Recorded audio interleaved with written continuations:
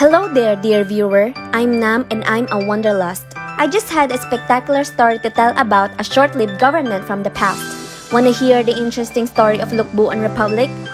Sit back and travel with me to Magsaysay as I take us back to 1898. Magsaysay is the second municipality in the island of Cuyo. This municipality is home to the well-known Latong Cuyo or Cuyo seaweeds. Going to Magsaysay, let's ride a tricycle flying the Cuyo town proper to Magsaysay and let us tour ourselves around. The people on this island are very nice and helpful. They were very kind. Our first stop is Magsaysay Municipal Hall.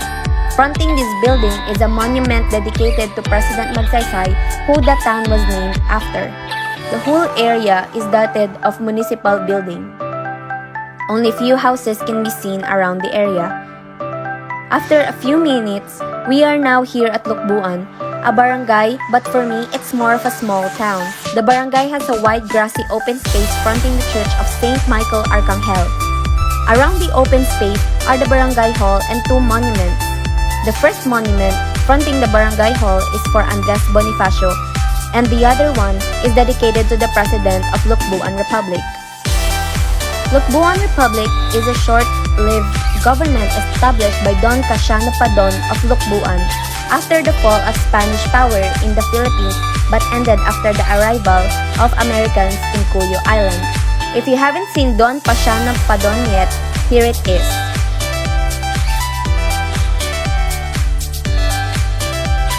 Yup, that's him. During the making of Lucbuan Republic, just in case of intruders, people were so helpless and they didn't know where to hide and seek help. So people came and tried to convince Don Casiano Padon to organize a government that could only attend to their needs and security. He believed that though the unity of the people, there is might and through their popular will, would be able to exercise his authority. Eventually, under this circumstance, he was prompted to organize a unique mini-government that was responsive to the needs of his people. The establishment of this Gobierno Revolucionario Dictatorial y República de Lucbuan placed for almost a year of preparation and planning. The organization activities had started something in August 1898 and it was finally realized in May 1899, guided by the principle that no leader should be able to stand without supporters and followers. He then recruited his first some reliable and confident men to help him in running the affairs of his government. The jurisdiction of this Lucbuan short-lived republic was smaller compared to the city of Kawit, Cavite, but the spirit of patriotism and gallantry was as great. Only few people know Aguinaldo. Padon and others have such courage who had dared to do this considering the instability of the national government to attend to the needs of the people in the view of the policy crisis. In such a perilous situation, the revolutionary leaders in big or small areas, without their indomitable courage and leadership, may not be able to withstand all odds and win the cooperation and support the people in running affairs of the government.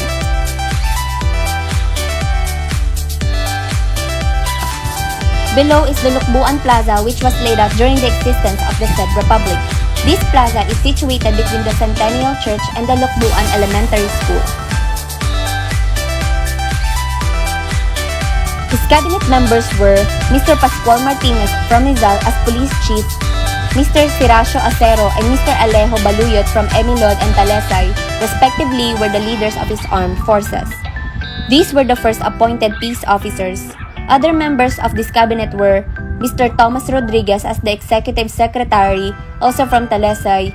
Mr. Leon Cebido was the treasurer from Igabas. One of the programs of his government that was instituted was the education of the people. He therefore appointed Mr. Feliciano as the Secretary of Education.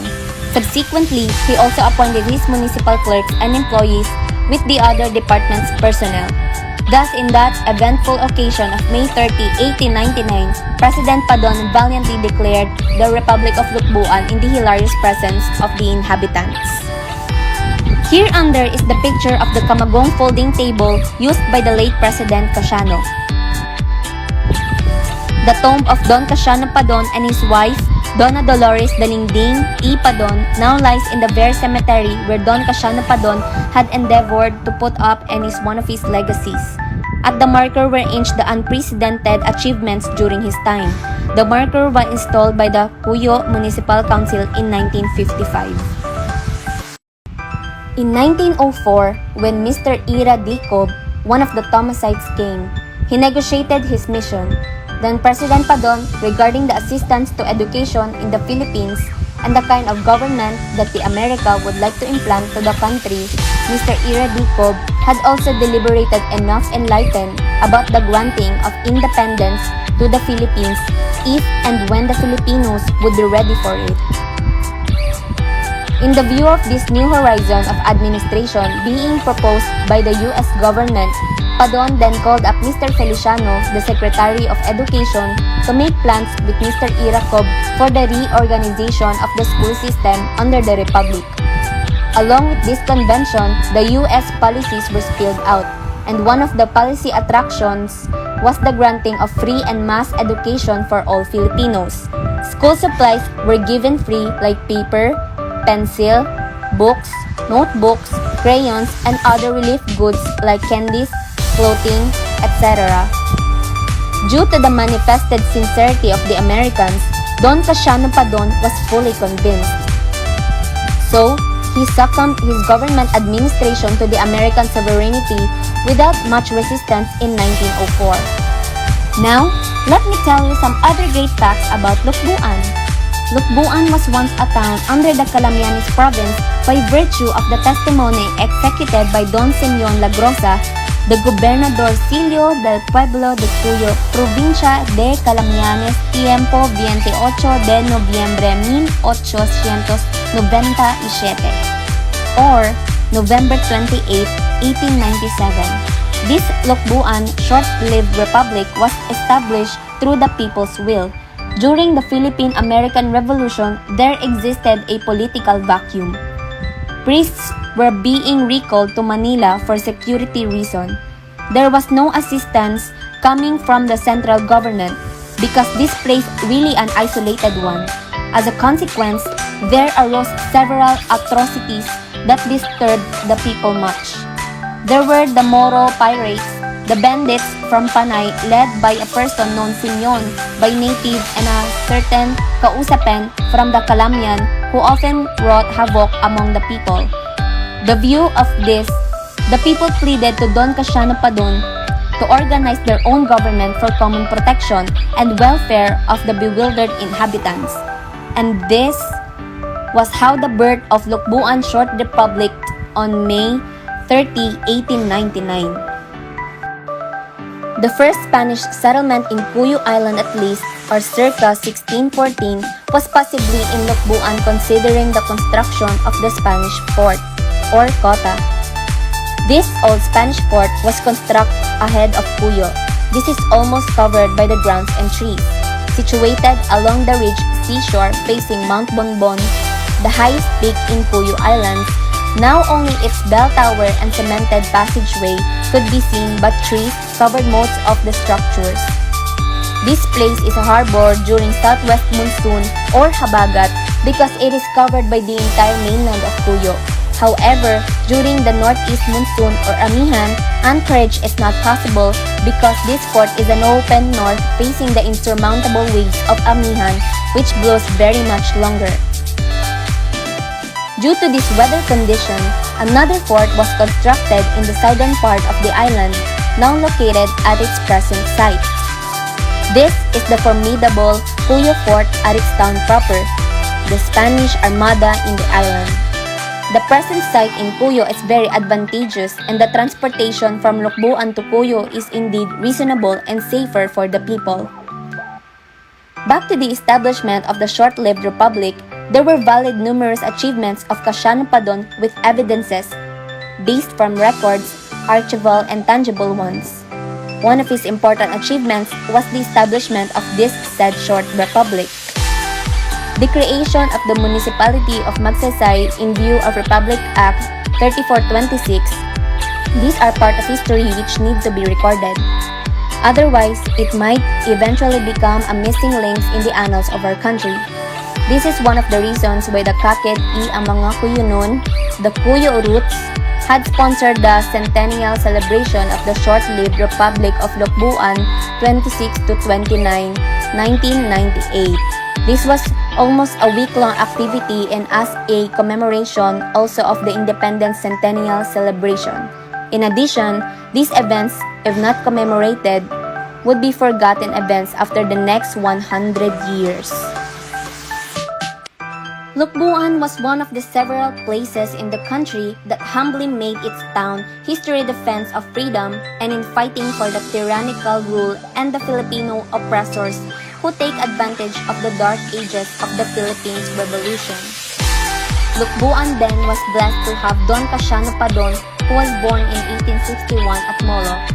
Although he had only obtained meager education during the Spanish regime, but his courage and fortitude remain unsurpassed as far as the inhabitants of Lucbuan is concerned from his time to present.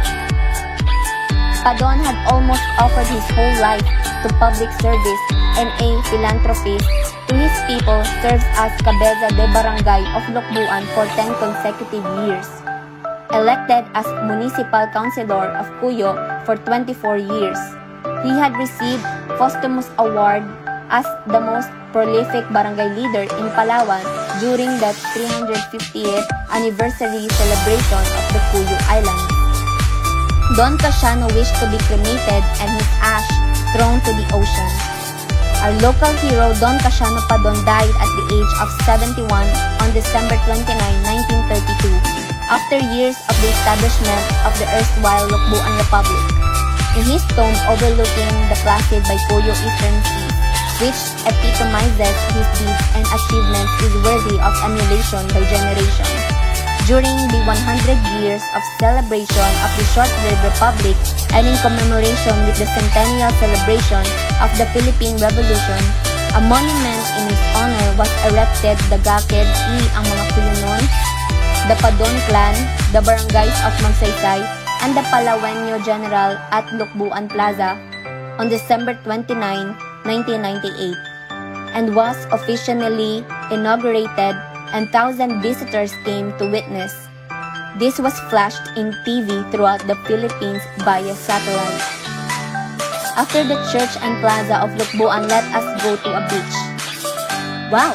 To my great surprise, we saw a ruins of an old fort.